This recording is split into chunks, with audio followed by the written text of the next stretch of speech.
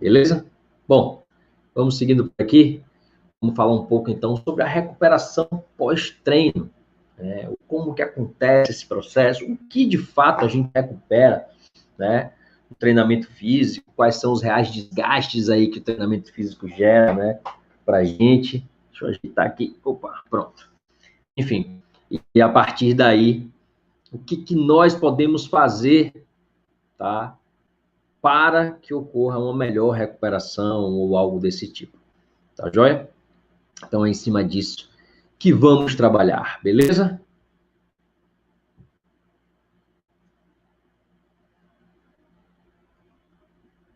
Bom, quando a gente fala de recuperação, gente, quando a gente fala de desgaste, tá?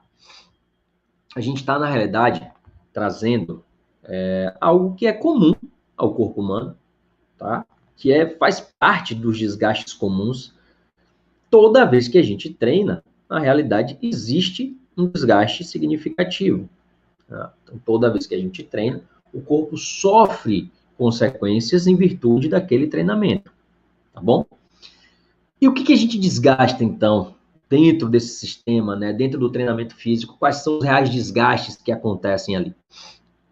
A gente tem, basicamente, essas 4 estruturas ou tecidos, né, sendo desgastados ao longo do treinamento físico. Então, nós desgastamos nossa condição de hidratação, tá? Ou seja, a gente perde, né, água durante o treinamento físico, óbvio, a gente sua, né, e tal. Nós também perdemos ou diminuímos a nossa reserva de glicogênio, tanto muscular quanto hepático. Geramos desgastes para o próprio músculo, né? E também desgastamos a nossa mitocôndria, tá? A nossa organela aí que sofre um pouco com esses desgastes, que acaba, né, de certa forma, sendo muito utilizada, né, um overuse, digamos assim, da mitocôndria, e por isso ela precisa, ela sofre esse desgaste e precisa ser recuperada posteriormente, tá? Então, enfim, essas são as estruturas aí que acabam sofrendo, né, uma maior degradação, acabam sofrendo mais com o treinamento físico, beleza? E aí o que importa é o seguinte, que isso vai acontecer a gente já sabe. Então a gente sabe que vai acontecer um desgaste, certo? Fato. Fato e notório. A grande pergunta que a gente tem que se fazer é o seguinte, que desgaste é esse? Ou o que interfere nesse desgaste? Porque o desgaste é comum, é normal e é importante que ele aconteça até para que a gente renove essa estrutura, tá? A pergunta aí vai ser, que tamanho é esse desgaste? Isso vai depender muito, ó, da intensidade do treinamento. Então, quanto maior a intensidade do treinamento, maior será o desgaste, tá? Então, lembre-se sempre disso. Quanto maior a intensidade do treinamento, maior é o desgaste desse mesmo treinamento, ok? E maiores são os desgastes nessas estruturas. Então, essa que é a questão importante, né, e relacionada a isso. Então, só para vocês terem noção, né, esse desgaste que acontece, ele vai mudar em termos de intensidade, e aí vem o processo de recuperação, como eu disse. Então, toda vez que a gente desgasta, a gente tende a recuperar, né? Gerar uma sinalização de recuperação. Joia! Quanto tempo que a gente leva para recuperar essas estruturas? Então, existe essa imagenzinha aí que, né, de um artigo, que ela fala o seguinte, ó, que a gente leva cerca de 1 hora, tá? Então, fim do estímulo, terminou o treinamento. Então, 1 hora depois do treinamento, a gente já fez o processo de recuperação da acidose, né? Ou seja, dos desgastes ali, equilíbrio ácido-base das células musculares. Então, todo o treinamento físico gera uma acidificação da célula, né? Por aumento da concentração de íons de hidrogênio, também aumenta a produção de lactato. Esse lactato ele precisa para a corrente sanguínea, vai para o fígado, né? Para ser formado glicose novamente a partir desse lactato. E 1 hora depois desse treino, teoricamente, nós já restabelecemos a nossa condição, né, de equilíbrio ácido-base dentro da célula e também do controle do ácido lático, né, do lactato. Tá? Depois disso, vem o equilíbrio hidroeletrolítico, com cerca de 6 horas, até 6 horas, que fique claro, já recuperamos o nosso equilíbrio hidroeletrolítico. Então, a água e os eletrólitos, já fizemos a reposição da água e dos eletrólitos dentro desse período de até 6 horas. Aqui, chamo a atenção fortemente para uma questão. Até 6 horas, tá? Não necessariamente dura 6 horas ou demora 6 horas. A gente pode fazer isso em bem menos tempo, tá bom? Depois, cerca de, segundo essa imagem aqui, 1 a 2 dias para recuperar o glicogênio, tá? Recuperação das proteínas contrácteis, ou seja, reestruturação do músculo, né? Da estrutura muscular ali, a reconstrução da estrutura muscular, cerca de 48 horas, né? 2 dias. E a recuperação das organelas lesadas, principalmente a mitocôndria, até 8 dias. Então, vejam, galera, que a partir do momento que você tem, a partir do momento que você tem um desgaste, óbvio que você vai precisar recuperar. Isso é fato e notório, beleza. O tamanho desse desgaste vai ser condizente com a recuperação. Quanto maior o desgaste, mais intensa vai ter que ser essa recuperação. Agora, eu pergunto para vocês o seguinte, quanto maior o desgaste, será que mais demorada é a recuperação? Aí é que está a questão. Porque pensem comigo, se eu colocar para vocês o seguinte, um atleta profissional, ele treina em muito alta intensidade, de qualquer modalidade, tá? Ele treina em muito alta intensidade, certo? Se ele treina em muito alta intensidade, isso significa, galera, que o desgaste vai ser muito grande, concordam? Né? O desgaste vai ser muito grande, então porque esse atleta ele treina em muito alta intensidade, beleza? Se a recuperação, né, for condizente com isso, no sentido de o desgaste foi muito grande, a recuperação vai ser mais demorada. Isso significaria que esse atleta ele não poderia treinar todos os dias, ou pelo menos ele não poderia treinar todos os dias com a mesma intensidade. Ele teria que treinar, né, vamos dizer, com intensidade reduzida. Porque se o desgaste for muito grande, no dia seguinte ele treinar de novo em alta intensidade, desgaste em cima de desgaste leva à lesão, certo? Então, a grande questão aí, a grande pergunta que a gente tem que se fazer é essa. Será que o tempo de recuperação muda em cima do tamanho do desgaste?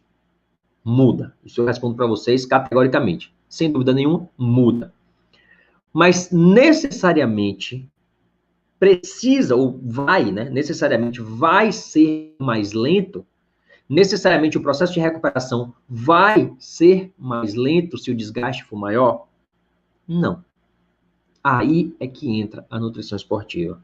Aí é que entram as diversas estratégias que a gente tem para tornar o processo de recuperação mais eficiente, tá?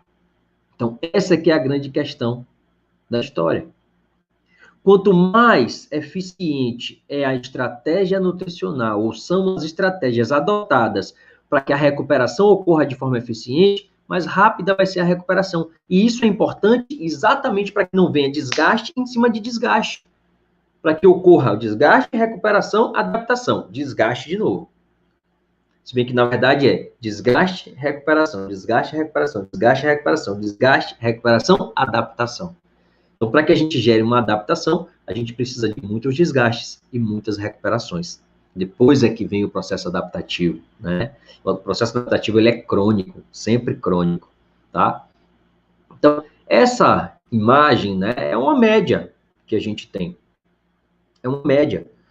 Mas vejam que mesmo que a gente leve em consideração essa média, se eu levar em consideração que a grande maioria dos autores considera que o glicogênio, por exemplo, ele é recuperado em 24 horas, tá? Em um dia. Se eu faço uma recuperação de glicogênio em um dia, joia. Mas se eu retardo um pouquinho mais e a pessoa treina todos os dias, ela vai chegar na sessão de treinamentos sem ter recuperado completamente o glicogênio. Isso influencia diretamente no desempenho, que influencia diretamente na adaptação, né, no desgaste, na recuperação e na adaptação.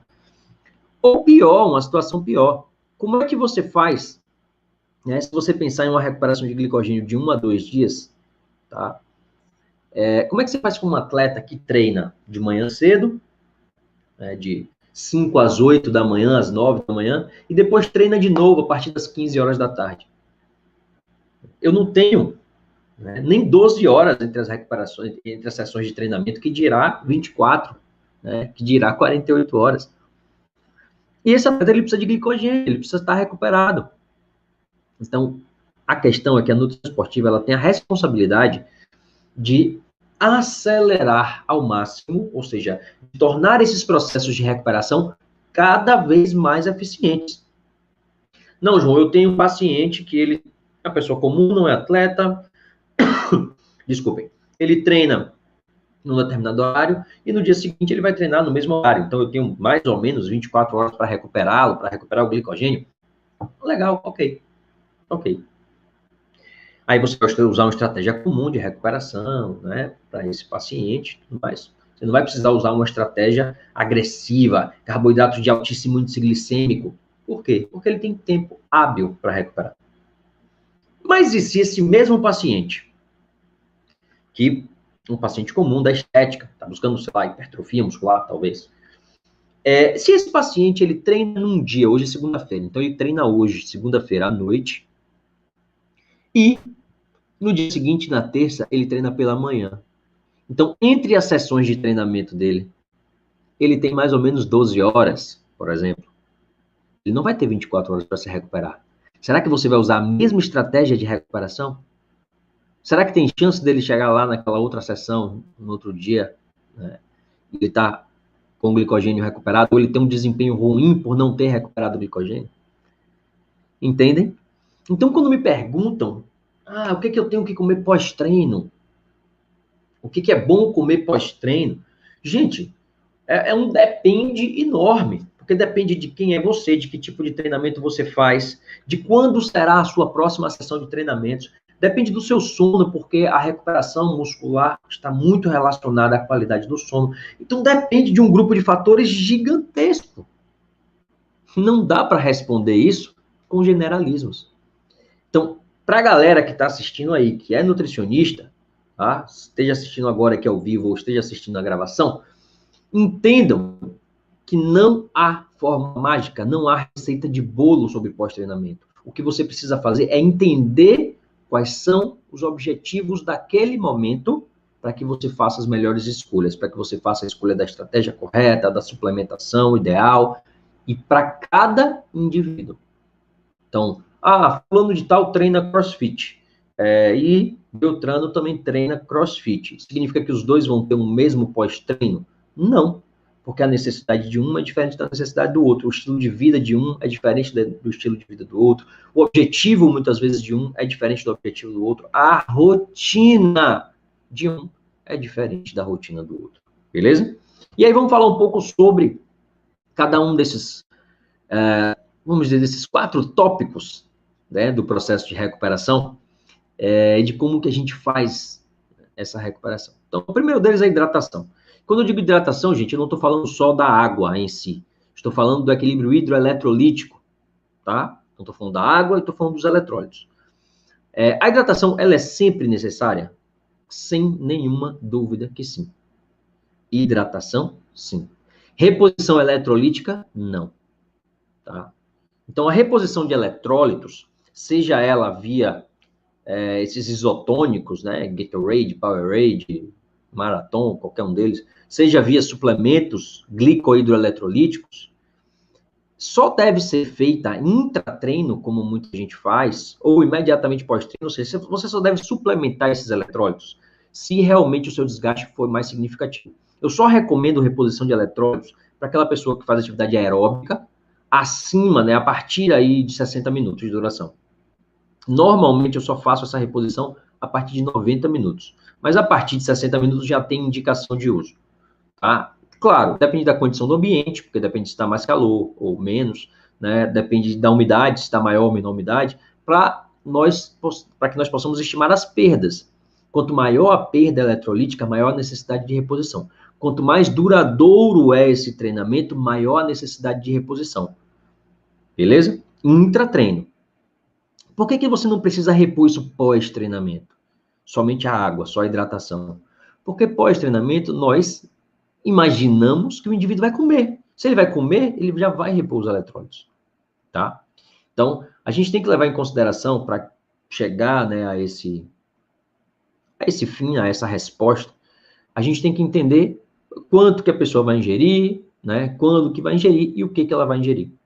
Então, o quanto depende muito das perdas. Tá? O que também depende muito das perdas. Se o indivíduo está treinando musculação, por mais que seja um indivíduo que tem uma sudorese muito grande, o que ele vai ter que repor, gente, é água. Porque não é uma atividade contínua, não tende a ser uma atividade de muito longa duração.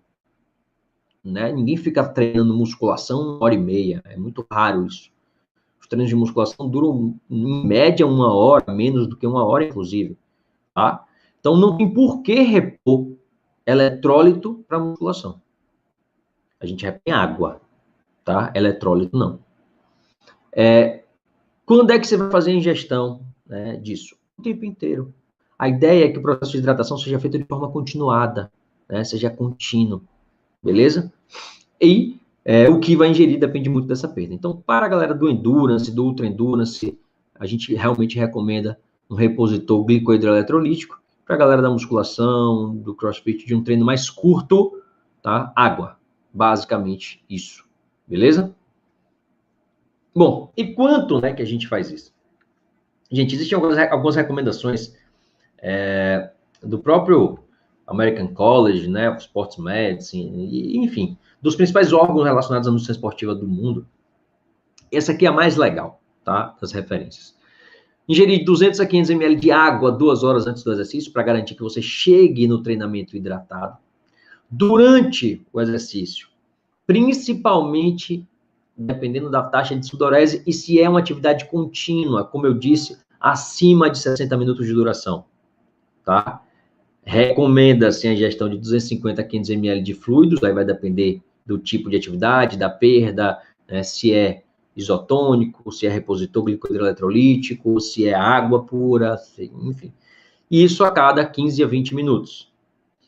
Mas prestem bastante atenção nessa última recomendação aqui, no pós. O que eu recomendo para a grande maioria das pessoas, ou seja, os não atletas, as pessoas que não fazem, né, um treinamento de competição, para a galera do dia a dia, da musculação, do crossfit, que está ali fazendo um treinamento estético. Reposição pós-treino. Repor 150% do peso perdido, das perdas corporais.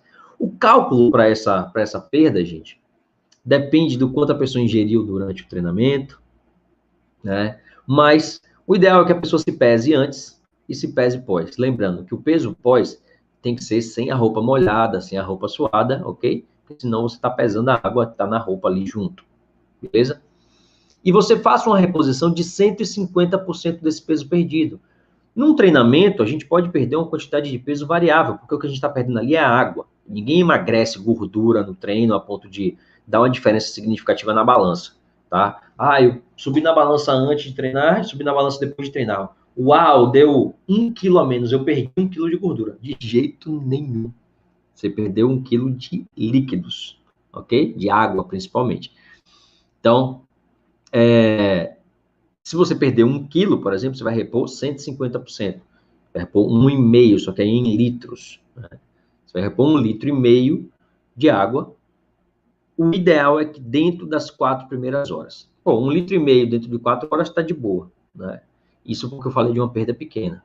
Porque tem atletas que chegam a perder 3, 4 quilos numa única sessão de treinamentos, tá? De líquido. Então, imagine que se a pessoa perder 3 quilos, ele vai ter que repor 4,5 litros de líquido dentro das 4 primeiras horas. Então, você já tem um volume muito maior, tá? Nesse caso, quando a gente fala de reposição, não é só de água, aí é de líquidos. Então, a gente conta suco, né? Se for um atleta que for fazer uma reposição de um suplemento, também conta, ou algo do tipo. Bebida alcoólica, não conta. Tá? Refrigerante, não conta.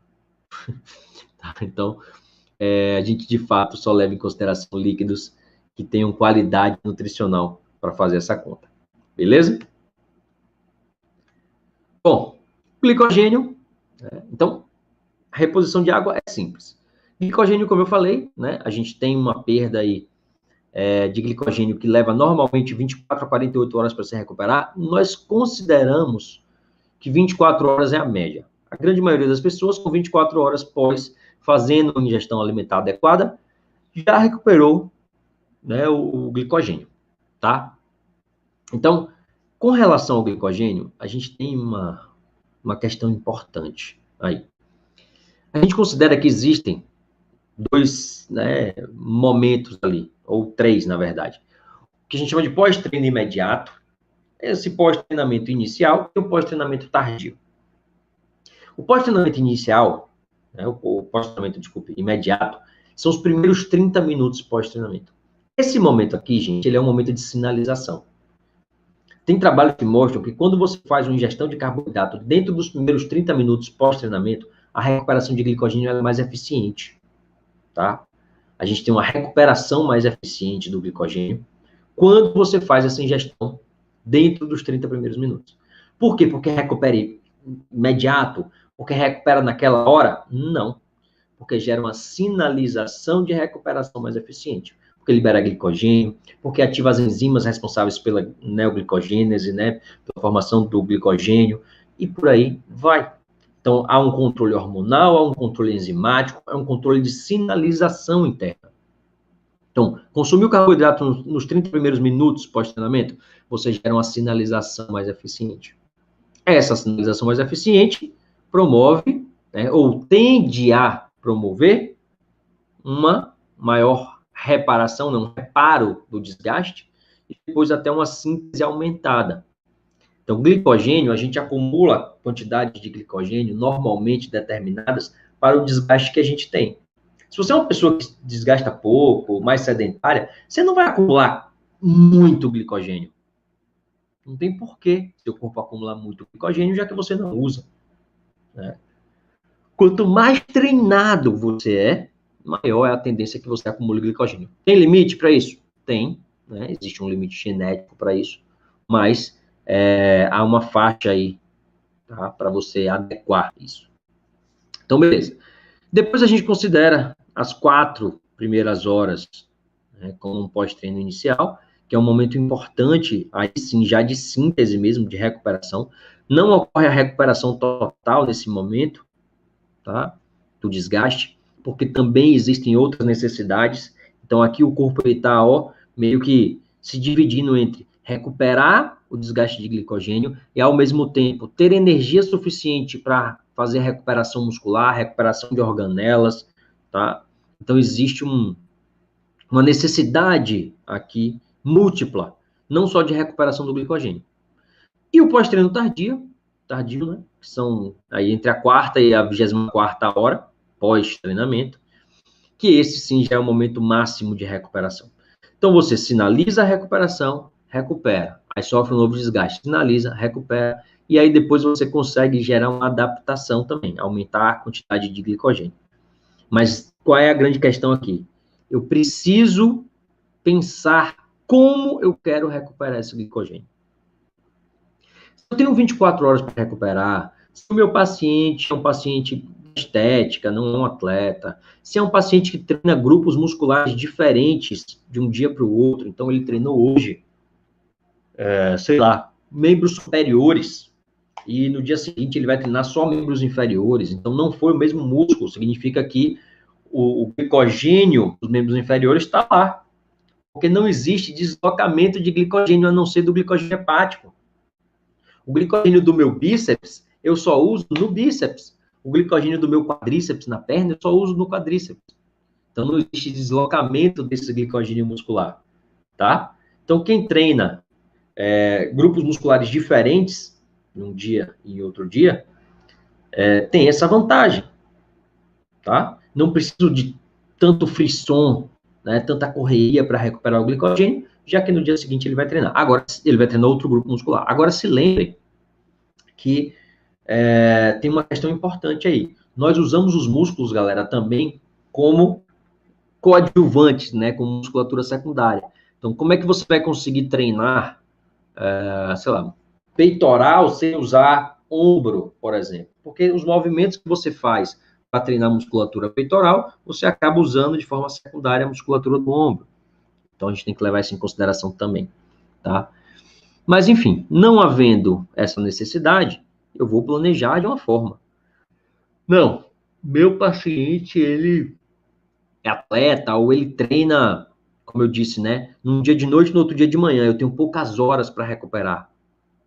Eu vou ter que acelerar esse processo. Então, a escolha da estratégia nutricional pós-treinamento vai estar diretamente relacionada ao objetivo daquele momento.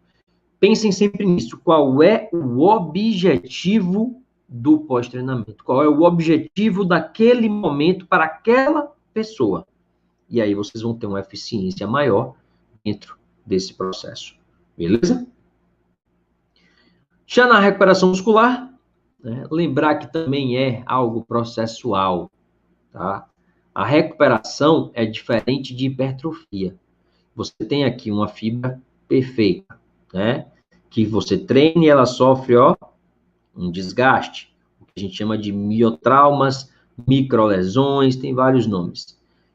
O próprio trauma, o próprio treinamento, a própria lesão, então a fibra aqui, ó, desgastada, né, leva, gente, à ativação, proliferação chamada células satélites, que por quimiotaxia se deslocam, se ligam aqui, ó, a esses locais com microtraumas, né, cobrindo esse local. Ou seja, é como se fosse uma operação tapa-buraco, sabe? Tem lá o buraco na via, você vai e joga cimento em cima e tal. Só que essa recuperação aqui ela é muito bem feita. Então, o músculo, a fibra muscular, volta a ficar perfeita, regenerada, íntegra. Mas vejam que essa fibra muscular aqui é da mesma espessura dessa. Então, esse processo de desgaste provocado pelo treinamento não provocou hipertrofia, porque senão a fibra estaria mais espessa, né, maior, mais forte. Não provocou. Porque hipertrofia é uma resposta crônica, é uma adaptação crônica. Depende, sim, de tempo, depende de diversos estímulos, estímulos recorrentes, persistentes, para que ocorra. Então, eu tenho aqui uma fibra comum, ela sofre o meu trauma, eu recupero. Aí essa mesma fibra sofre de novo o trauma, eu recupero. Sofre o trauma, eu recupero, sofre o trauma, eu recupero. E fico nesse processo até que a fibra entende e fala assim, olha, não está dando certo, eu não posso ficar assim, eu não posso ficar toda hora me lesionando. Então, para que eu não me lesione toda hora, eu tenho que reforçar a minha estrutura. Então, ela fica mais forte para evitar. Só que aí, quando ela fica mais forte, o que a gente faz? Aumenta a carga. Modo treino. Gera outros estímulos que continuam desgastando ela. Porque o objetivo é ter muitos resultados, né? Melhorou um pouquinho, aumenta o treino. Melhora mais um pouquinho, aumenta o treino. Melhora um pouquinho, aumenta o treino. E ficar nessa busca. Agora, quanto mais bem treinado você é, menos treinável você se torna.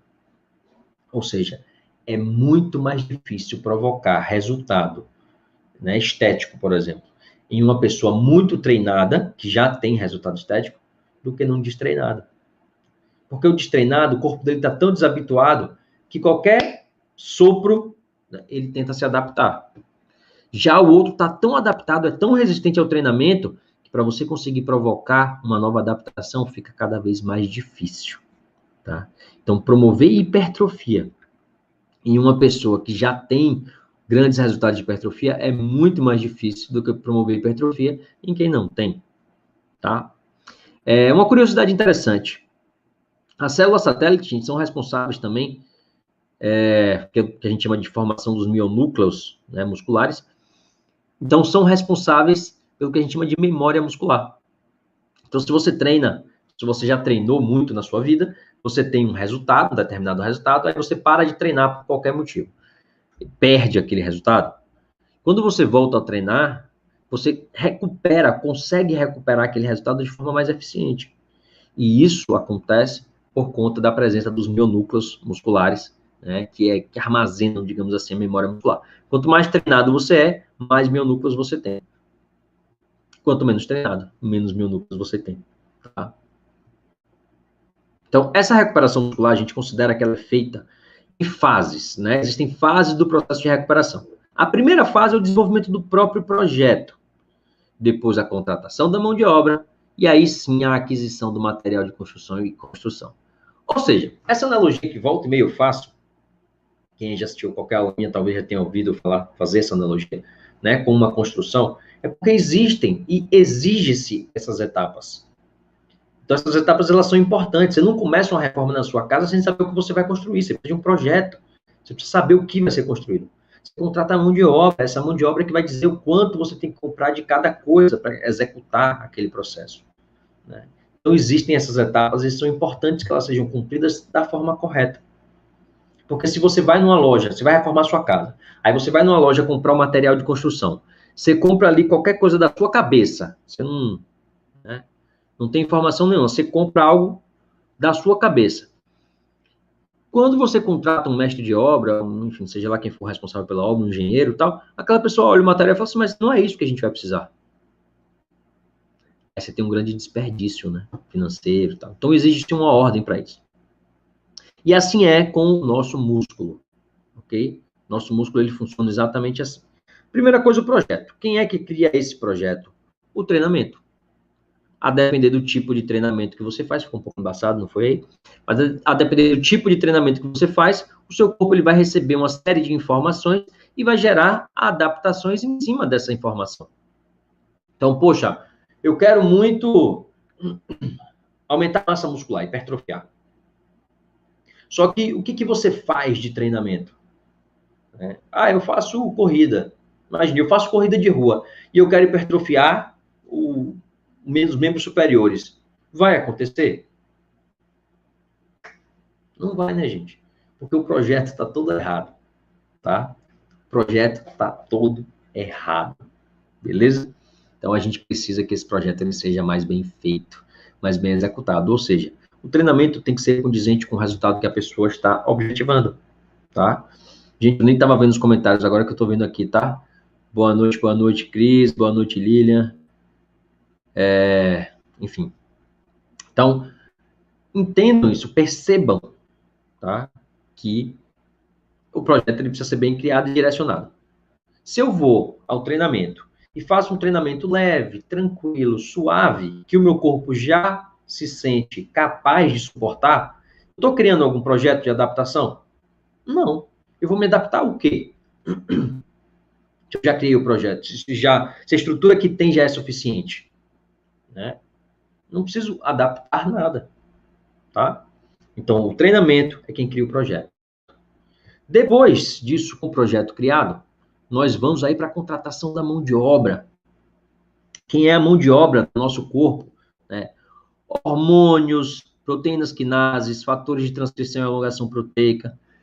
E existem também fatores limitantes, ok? Quem são esses fatores limitantes aí? São fatores que existem no nosso corpo e que dizem, olha, o crescimento muscular, por exemplo, só vai acontecer até aqui. Então, a gente tem hormônios, insulina, testosterona, DHT, DHEA, né, o GH, todos esses hormônios relacionados ao processo de recuperação de tecidos, de síntese, tá? As proteínas quinases, mTOR, AKT, então proteínas relacionadas ao processo de síntese muscular também. Fatores de transcrição e elongação, a gente tem o IGF-1 também como uma proteína importante de sinalização. Fatores de transcrição e elongação, P76K, 4-HBP1, EF4G, EF4E. Então, as estruturas corporais, todas relacionadas ao processo de síntese, certo? E o fator limitante? Fator limitante, nós temos algumas possibilidades também, alguns hormônios, o próprio cortisol, o equilíbrio hormonal, tá? A quantidade de testosterona, por exemplo, mas temos também fatores limitantes diretos, como é o caso da miostatina, que limita diretamente o crescimento muscular a partir da sua expressão. Então, quanto mais a gente expressa a miostatina, maior o limite de crescimento muscular, tá?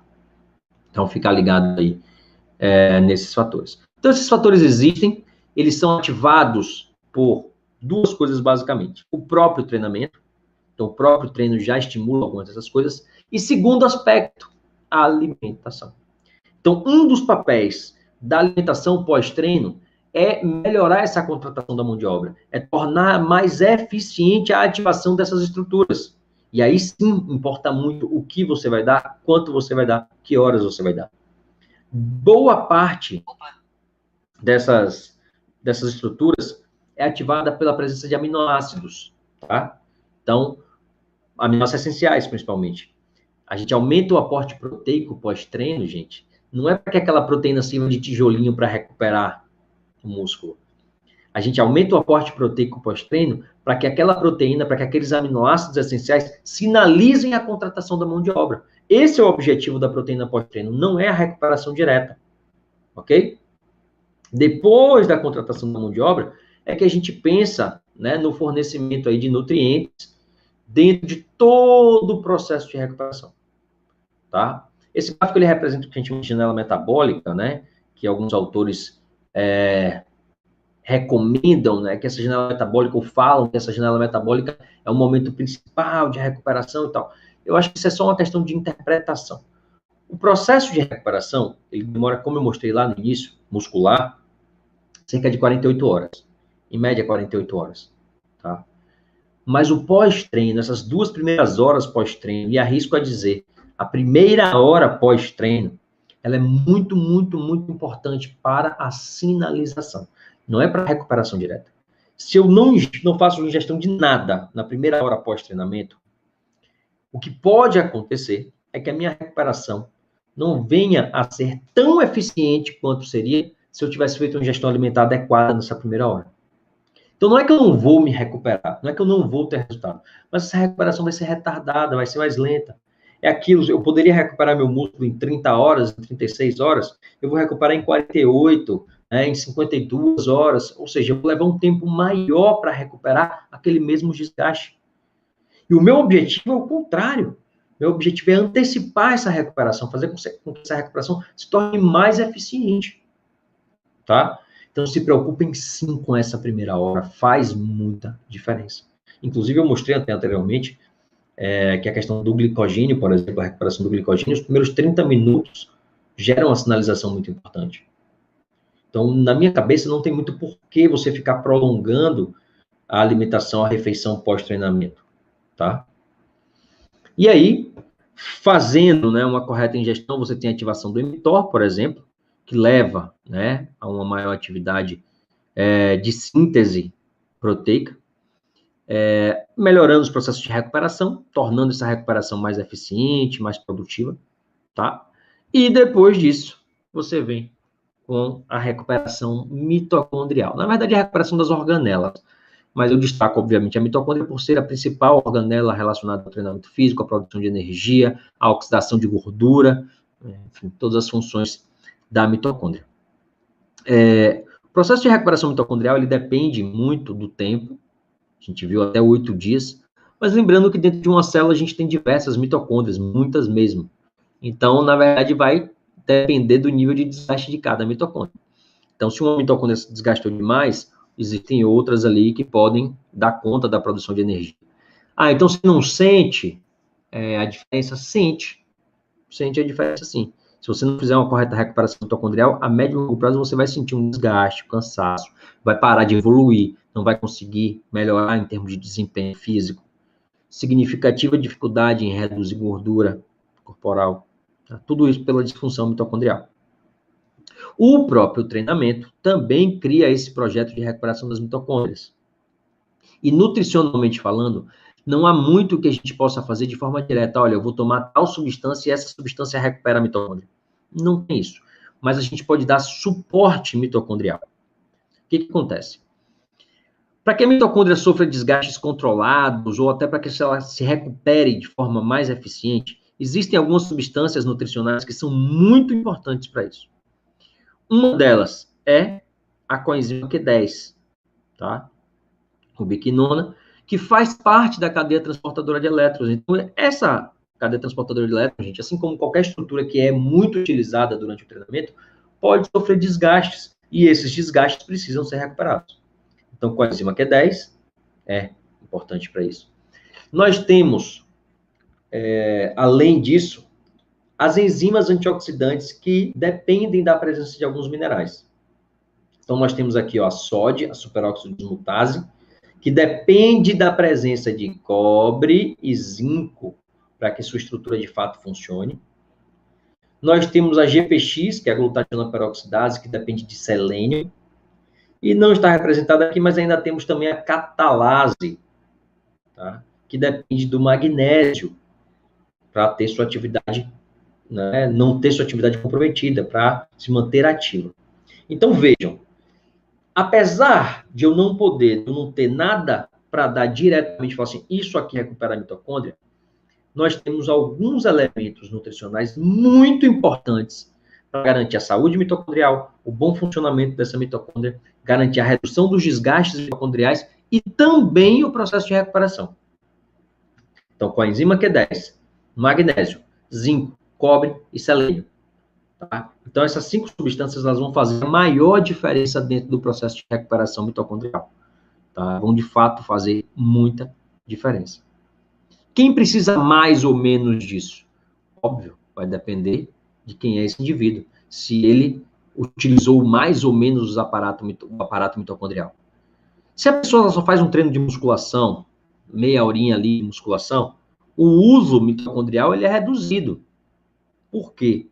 Porque a pessoa está fazendo um treino que é essencialmente anaeróbico, e se é anaeróbico, as vias metabólicas mitocondriais não são utilizadas. Então, é muito pequeno o uso mitocondrial para gerar desgastes muito significativos. Já a pessoa que faz uma atividade aeróbica, essa sim, essa tem um volume muito maior mesmo, tá? De desgaste mitocondrial, porque está o tempo inteiro utilizando essa estrutura para fazer a produção de energia pelas vias aeróbicas, certo? Então, o que eu estou querendo dizer com isso? Que a gente tem que ter atenção para todo mundo. A gente tem que ter atenção para todos os nossos pacientes com relação a uso mitocondrial, déficit de recuperação, mas abram o olho com um pouco mais de atenção se o paciente fizer alguma atividade aeróbica de longa duração, principalmente, tá? Porque esses tendem a gerar desgastes mais significativos. Bom, e se eu utilizasse antioxidantes, nesse caso? Né? Não adiantaria você usar antioxidante, porque o antioxidante não chega lá na mitocôndria. Quem age como antioxidante é a própria estrutura, né, mitocondrial a partir das enzimas sódio, GPX, catalase. Ainda tem mais. Se você suplementa antioxidante demais, você está dizendo, passando a informação para essa célula, que eu não preciso tanto da ação dessas enzimas, porque eu posso jogar o radical livre aqui para fora e a pessoa vai neutralizar fora da mitocôndria. Tá? Então, pode ocorrer uma redução da atividade, né, dessas enzimas antioxidantes mitocondriais. Beleza? Então, prestem atenção nesse aspecto também. Bom, galera. Então, na real, qual é a grande questão aqui?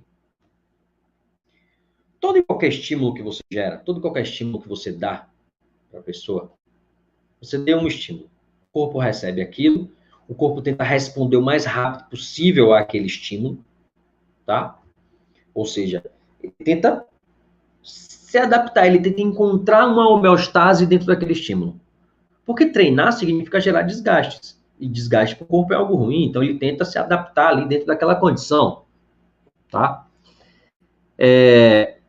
Depois dele se adaptar, na verdade, depois dele se adequar uma vez, aí vem uma nova sessão, ele se adequa de novo, vem a outra sessão, ele se adequa de novo, ele resolve se adaptar.